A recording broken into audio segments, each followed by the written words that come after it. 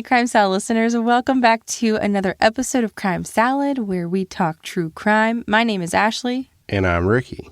And this is part 2 of the mysterious disappearance of Heather Elvis. So if you haven't listened to part 1, make sure you do that, before. Yeah, so just stop, pause this episode, go back to the previous episode.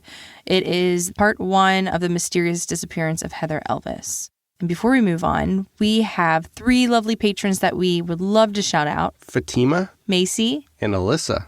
Thank you guys so much for your support. And those of you who continue to support us every day, we really appreciate it. All right, well, let's get into it. All right, let's go.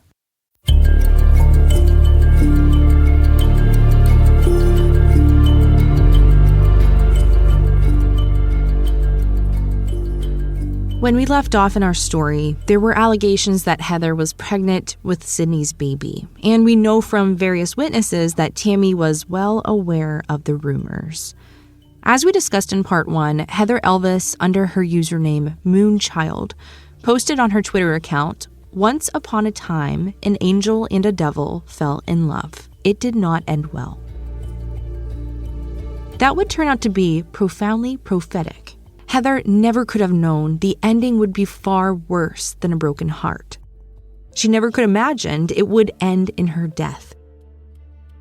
But that is what the prosecution in the many trials to come believed that Tammy Moore was planning during her 3-week family trip to Disneyland with Sydney and their 3 children. Because within a week of returning from that trip, Heather Elvis would never be heard from again. In an interview with Matt Gutman with ABC News, Tammy Moore would defy a judge's gag order and told the world that she believed that Heather had disappeared of her own volition, wanting to get away from Myrtle Beach and her family and friends. It was an absurd allegation because almost immediately following Heather's disappearance, police knew that both Sydney and Tammy were involved in her disappearance. And for those of you who might not know what a gag order is, the judge ordered Tammy to not discuss this case or anything relating to it publicly, and as we mentioned, she went against that. Police began their investigation by calling Sydney Moore 2 days after Heather disappeared. And during that call, Sydney blatantly lied to them on the phone about speaking to Heather in the early morning hours of December 18th. That is when they knew that they had to talk to Sydney in person. But what would be the reason for him to lie if he were innocent? The police showed up at Sydney's home around 2 o'clock in the morning without a warning or an invitation and asked if they could come inside and look around. The Moores gave them permission, and the officer took about 27 photos of the house, which was extremely cluttered and dirty. They also noticed security cameras both inside and outside of the home. This would turn out to be a huge investigative failure because by the time police returned with a warrant, the surveillance equipment had been disposed of and replaced with a brand new system, which didn't begin recording until December 21st, mind you, 3 days after Heather's disappearance. So maybe it's a coincidence, but does it seem a little suspicious that they replaced a whole new security system 3 days after Heather's disappearance? What were they trying to hide? Later, there would be allegations of targeted harassment between the Elvis family and the Moore family. The Elvis family reported graffiti and threats of physical intimidation. The Moore family alleged that someone had shot at Sydney, only hitting their trash cans instead. The implication being that it was either Terry Elvis or someone sympathetic to his family. Now, as for Sydney's wife, Tammy, she was a big fan of airing her grievances on Facebook. And one of her posts, it stated, quote, "Enough is enough, and today this family will start filing charges against everyone we possibly can. I will no longer feel sorry for you or let ignorance be your excuse. With that being said, we do not owe this to any of you, but here are the facts. Sydney cooperated with the Horry County Police Department from the second he was contacted. He spoke with them over the phone and voluntarily went over to the offices in Conway to speak with detectives in person. That same day, I allowed HCPD to come inside our home to look around.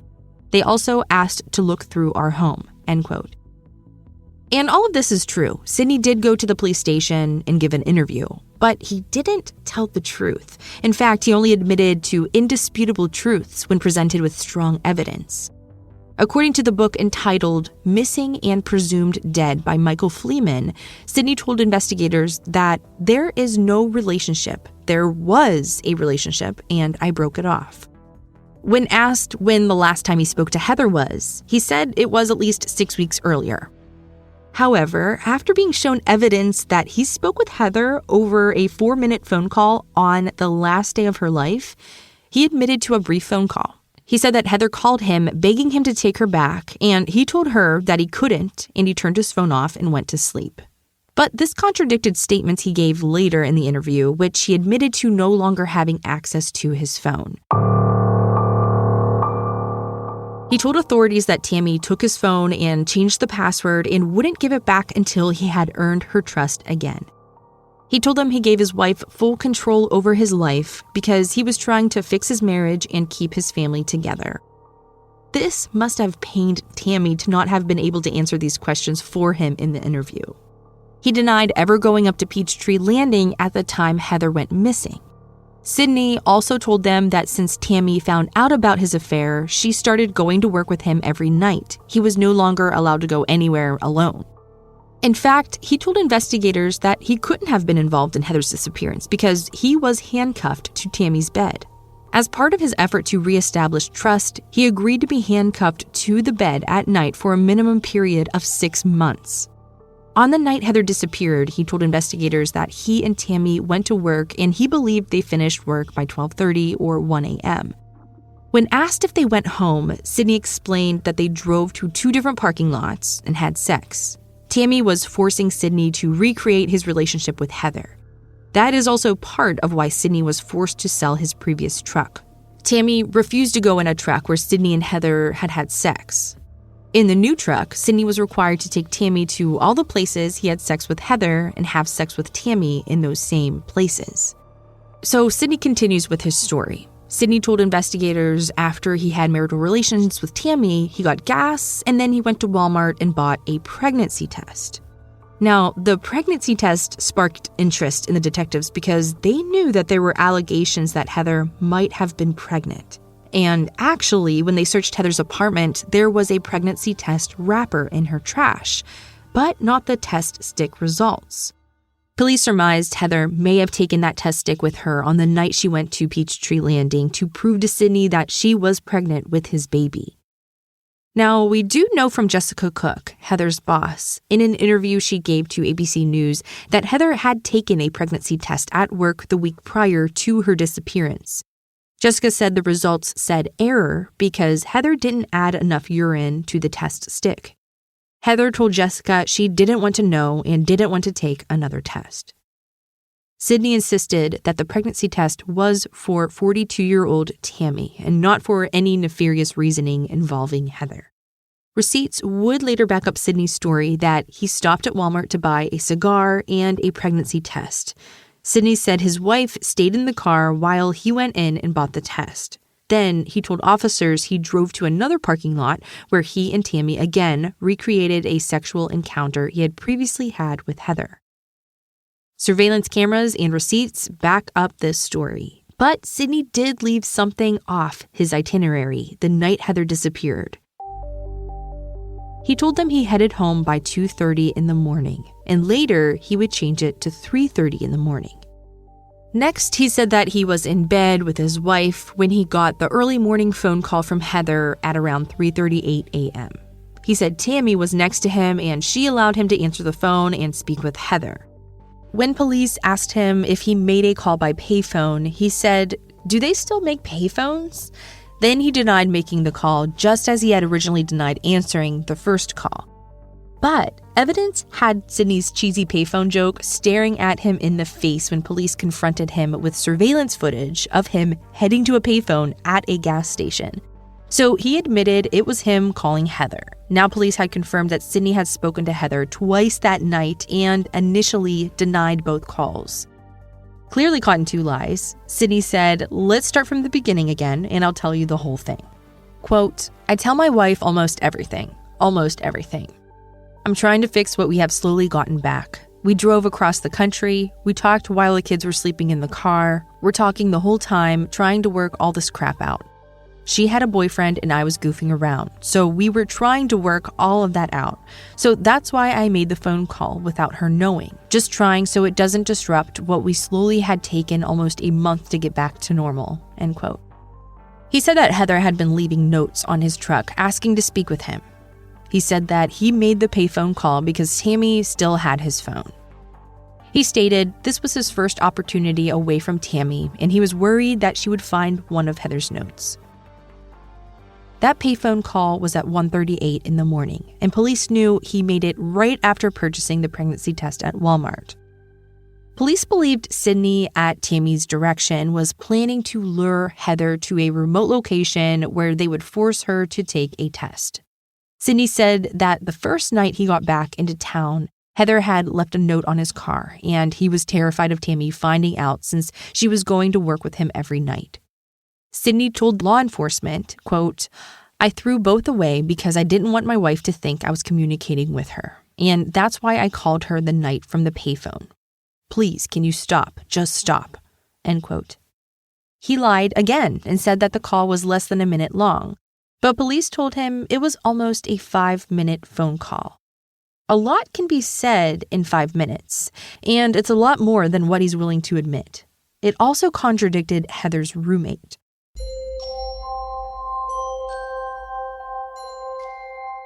Brianna Whirlman, Heather's roommate, later testified at trial and in an interview with ABC News that Heather called her that night after speaking to Sydney after his call from the payphone. She was crying hysterically and told Brianna that Sydney called her to tell her that he left his wife and was in love with her and wanted her to take him back. Brianna made Heather promise not to call him back or entertain his offer. Brianna disliked Sydney and wanted Heather to sleep on the decision and come to her senses. Heather promised she would sleep on it, but evidently changed her mind. Law enforcement told Sydney about this conversation, and he said Heather either lied to her friend or the friend was lying. Sydney repeated, "I am not leaving my wife, and I have no intention of leaving my wife." That is when the interview began to get contentious. Interviewers told Sydney that they thought Tammy acted more like a 20-year-old than a 42-year-old. They told him that Tammy obviously wore the pants in the marriage and was domineering. They asked him how he felt being treated like a child, losing privileges, and being chained to his own bed. They kept confronting him and telling him that he wouldn't have contacted Heather out of the blue without Tammy's permission. They asked him if Tammy forced him to contact Heather, and things got out of control, and maybe Heather got hurt by Tammy. Unfortunately, Sydney was more afraid of Tammy than the authorities and continued to deny he saw Heather that night. But we know from phone records that after Heather spoke with Brianna, she tried to call Sydney back at the payphone 8 times. All of those calls went unanswered. Then, from cell phone records, we know that Heather drove to the parking lot for Longbeard's Bar and Grill, where Tammy and Sydney earlier had sex. Police surmised that Heather was looking for Sydney and probably expected to find him at work. Then suddenly, from cell phone records, Heather drove back home. She called Sydney's cell phone 4 times. One of those times, Sydney picked up. After speaking to him for less than 5 minutes, Heather and her phone headed directly to the secluded Peachtree Landing area, which was 1.4 miles from Sydney's home down a dead-end street. A neighbor's surveillance camera picked up Heather in her Intrepid heading to the landing. Once there, Heather's cell phone called Sydney's cell phone 4 more times. None of them were answered. Her last phone call was made at 3:41 a.m., 9 minutes after Heather's car was seen heading to the landing. The neighbor's same surveillance camera picked up a black F-150 King cab heading down the same road. And at this time, the Moores owned one of the only 2 trucks that color and style in the state. 7 minutes later, that same truck is captured heading back the way it came from and now heading back towards Sydney's house. Sydney's truck had GPS inside of it, but that night was the only night the SD card was removed from the truck, preventing it from tracking the truck's whereabouts. The GPS was disconnected just hours before Heather disappeared. Whatever happened to Heather took place in a matter of minutes. Police believed if Heather had her missing positive pregnancy test with her that night, it probably sealed her fate. Police knew the only way to solve what happened to Heather Elvis was to put pressure on the Moores and get them to turn on each other.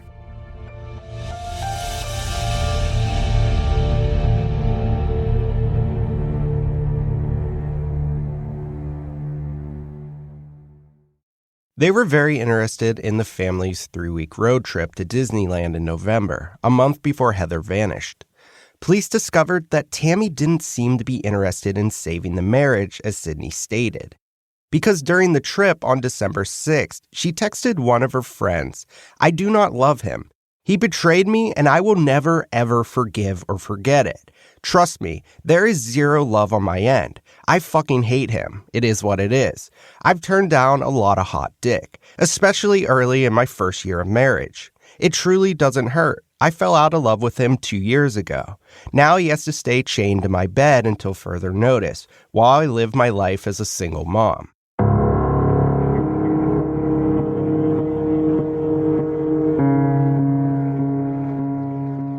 Police later discovered Tammy was sexting with a 48-year-old man from New Jersey, who she referred to as her boyfriend. She was also trying to find someone closer to home to help her seek revenge against Sydney for cheating. We'll discuss him a little later in the episode. In addition to trying to solve Heather's disappearance, the police had to monitor an ongoing feud between the Elvis and Moore family. The Elvis family were very open from the beginning about their beliefs that the Moore family was involved in their daughter's disappearance, but they did at least initially ask the public to allow the police to perform their investigation and have patience. Tammy had a different approach. Once Sydney's affair with Heather became public knowledge, she took to Facebook to defend herself. She stated, "Well, Sydney cheated on me in the months of September and October with a psycho whore who has since went missing, and now her daddy is threatening to kill my children and Sydney, therefore making Sydney stupid." This girl grabbed his business card out of the office at his workplace and had fantasies about him as far as March, but talked about it in July, naming him. "I don't know any other word to describe my husband at this point. All you have to do is research this girl's Twitter, although 4 months of it has gone missing in the past couple weeks, and her Tumblr to see who this twisted person truly is. I could care less being that I had a boyfriend of my own the past couple years, but when someone brings my children into the scenario, it's a whole nother story. I will not tolerate anyone hurting my children because my husband banged a hoe 3 times in the back of her car and nothing more.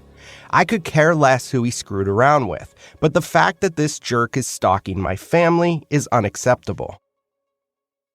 By jerk, she means Terry Elvis and friends of the Elvis family. A member of the same church attended by the Elvis family began conducting his own investigation, even finding evidence and interviewing neighbors of the Moores.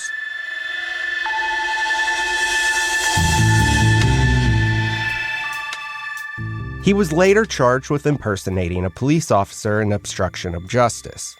But police were trying their best to give justice to the Elvis family. On February 21st, 2014, police arrested both Sydney and Tammy Moore. They were initially arrested for indecent exposure and obstruction of justice. The indecent exposure charges related to their 2 public encounters of sex the night that Heather disappeared. The obstruction charge was against Sydney for originally lying about making the payphone call to Heather on the night that she was lured away to her probable death. On the 23rd, the DA had elevated the charges to include kidnapping. And again on the 24th, the charges were elevated once more, this time for murder. The motive behind the arrest wasn't because the DA's office agreed they had enough evidence to support the charge of murder. Instead, they were hoping it would get one of the Moores to turn on the other.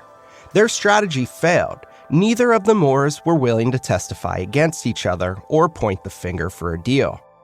They remained in custody for almost a year. Despite the objections by the DA and the Elvis family, on January 30th, 2015, Judge Dennis Markley Jr. granted bond for each of them in the amount of $100,000 with special conditions. The conditions included both having to wear a GPS ankle monitor and not be within a 5-mile radius of the Elvis family. They were also not allowed to leave the state for any reason. On August 6, 2015, Sydney's attorney asked the judge for special consideration to leave the state to seek employment. As a result of the publicity, local restaurants were no longer willing to hire Sydney. However, his client, the Olive Garden, offered him his same position in the state of Florida to service their kitchen equipment after hours. Again, Judge Markey granted his request with certain conditions. Sydney had to continue wearing his ankle monitor and stay confined to home detention when he wasn't working. He had to provide his new address to the court, and he needed a letter from his employer confirming his employment.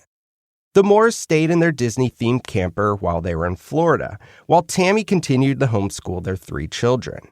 Tammy was also allowed to work part-time waiting tables. On March 10, 2016, the DA dropped the murder charges, the indecent exposure charge, and the obstruction of justice charges. The Elvis family was devastated. Sydney Moore was livid too. Like Tammy, he took to Facebook shortly after the murder charges were dropped.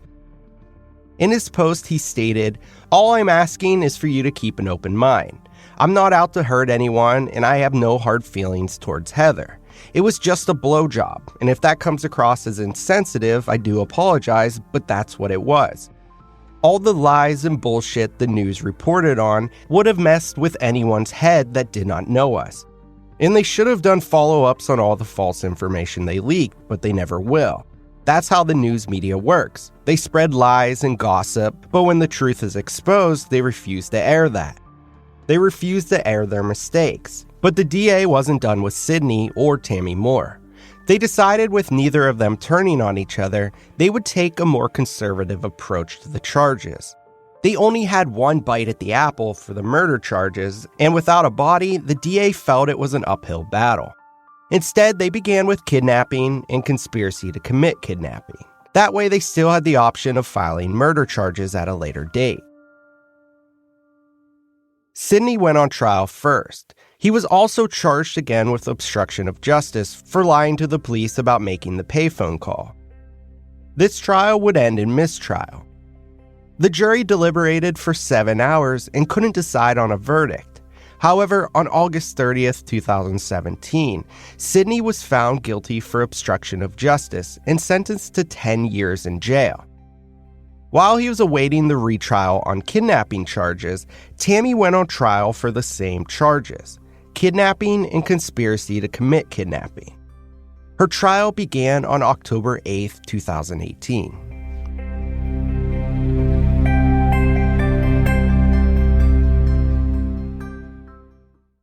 The prosecutor in Tammy's case, Nancy Livesay, presented her as the mastermind behind Heather's kidnapping. She told the jury that Tammy couldn't live with the fact her husband was seeing someone else, someone younger and someone prettier. There was also more evidence presented in Tammy's trial than Sydney's first trial. Tammy's trial lasted 11 days with over 30 witnesses. Tammy herself took the stand for 2 days. This would turn out to be an extremely unwise decision. On direct examination, where her attorney asked her questions, she did fine. However, on cross-examination is where she began to unravel. Cross-examination is when the attorney from the opposing party questions the witness, and this usually reveals information that wasn't disclosed during direct examination, and that's where Tammy's true colors seeped through. When answering questions, she would smirk, look at the jury, and then give her answers directly to them, behaving as though they were gotcha moments.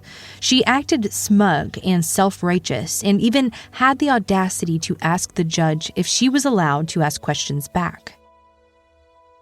Then she insisted on calling the DA by her first name, something the DA pointed out by asking if they were acquainted enough to be on a first-name basis. This seemed to amuse Tammy, and she continued to do it repeatedly, never realizing how she was coming off to the jury. The DA showed the jury a surveillance video where Tammy and her sister were shown crawling around in her front yard, looking under fountains and planters with a mirror. It's clear that from the video, the two were looking for a listening device. Despite the mirror clearly in her hand, she denied it was a mirror and told the jury she was pulling weeds and recommended it to tighten the booty. In another surveillance video shown to the jury, it depicted Sydney and Tammy spending 4 hours detailing their brand new F-150 2 days after Heather's disappearance. In the video, they paid particular attention to the backseat area.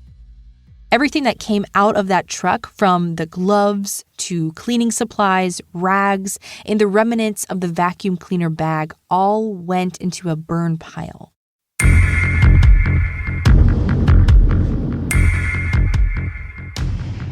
There was also surveillance evidence and cell phone records showing that starting on the day Tammy and Sydney got back from California, Tammy's cell phone immediately began stalking Heather's phone.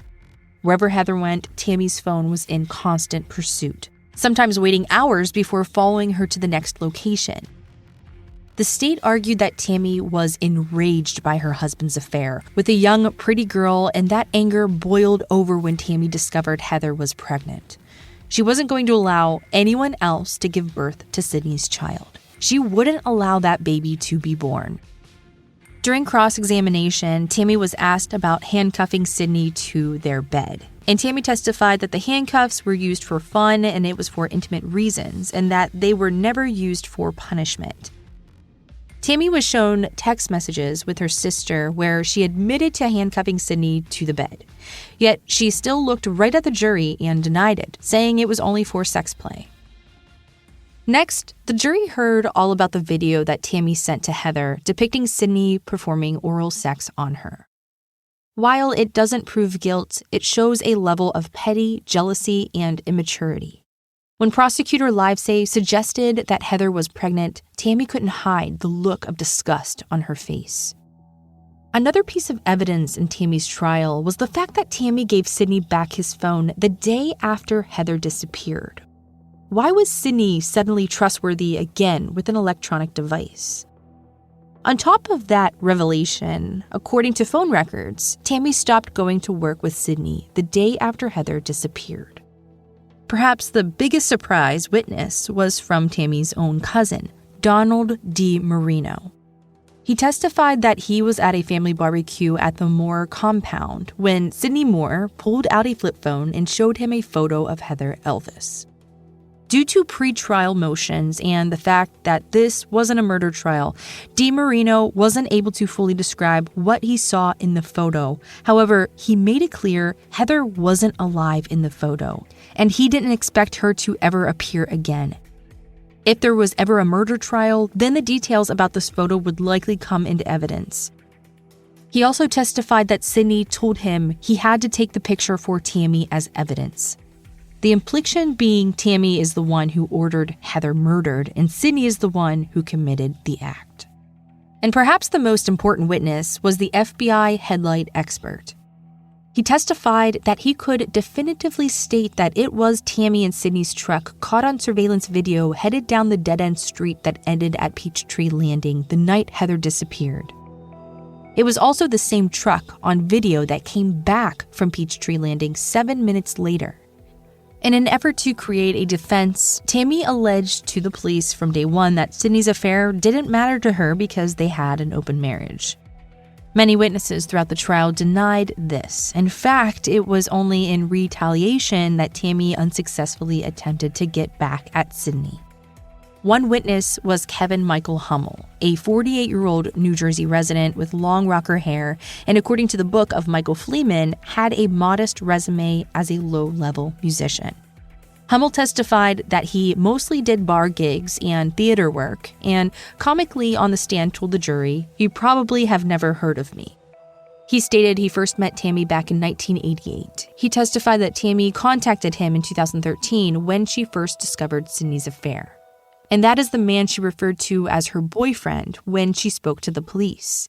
He stated, Basically, it was essentially like sexual in nature. I was single. She was looking for somebody to basically have sex with. I was all about that. That was pretty much what everything was about. He testified that their entire relationship was limited to phone sex, and he hadn't seen her in person until her trial. Of note was the fact that once Heather disappeared, their phone sexting relationship was magically over. It seemed like Heather's disappearance solved quite a few issues in the Moore marriage. Sexting was over, Sidney got his phone back, Tammy stopped going to work with Sidney, and Sidney was no longer handcuffed to the bed. But we did learn all about Tammy's attempts at, quote, cougar life, end quote. In fact, that was one of her internet searches after she found out about Sidney's affair. She wanted to know all about cougar life.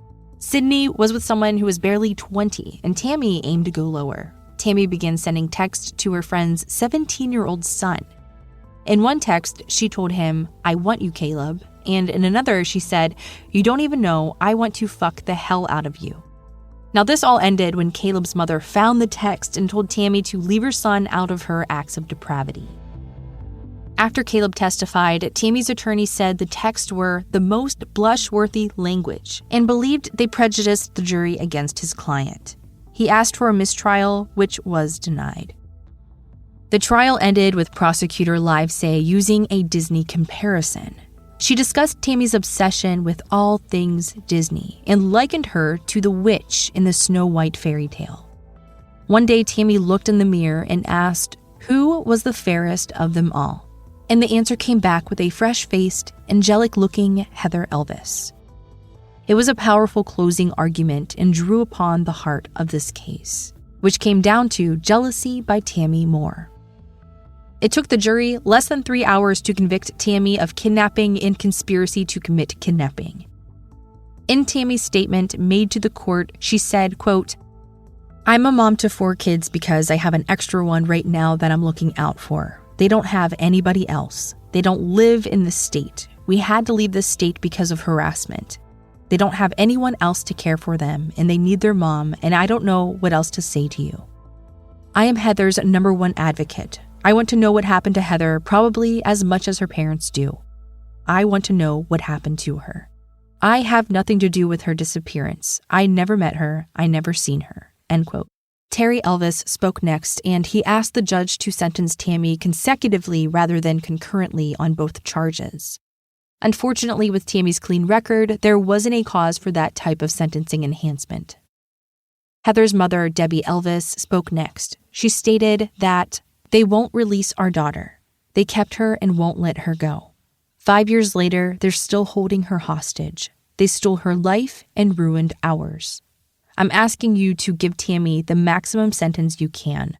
I ask that you give her that because she deserves it, because Heather can't stand here for herself." End quote. On October 23, 2018, Tammy Moore was sentenced to 30 years in prison on each count, with both sentences to run concurrently. Almost a year later, on September 18, 2019, Sidney Moore was also convicted of kidnapping Heather Elvis and conspiracy to commit kidnapping. He also received 30 years in prison, each sentenced to run concurrently. If and when Heather Elvis's body is finally found, it's likely that both Sidney and Tammy would be tried for her murder. Her family believes the answers still lie with Tammy and Sidney. They believe eventually that one of them will talk and they will be able to bring Heather home. On the Facebook page they keep in her memory, they have a standing offer of $2,000 to be deposited to the commissary account of any prisoner who can tell them where to find Heather's body. The offer states, "We ask that you continue to keep Heather's hope alive and spread the word that we are looking for someone in one of these facilities to step forward if they hear anything of significance. Tammy is housed at the Leith Correctional Facility for Women in Greenwood, and Sidney is housed in the Lee Correctional Facility in Bishopville." It has been years of never-ending heartache for the Elvis family, each year marking the anniversary of her disappearance, and each year hoping this will be the year that they finally get to bring her home. Thank you all so much for listening to this week's episode. Be sure to subscribe to our channel wherever you're listening, and we will see you next week.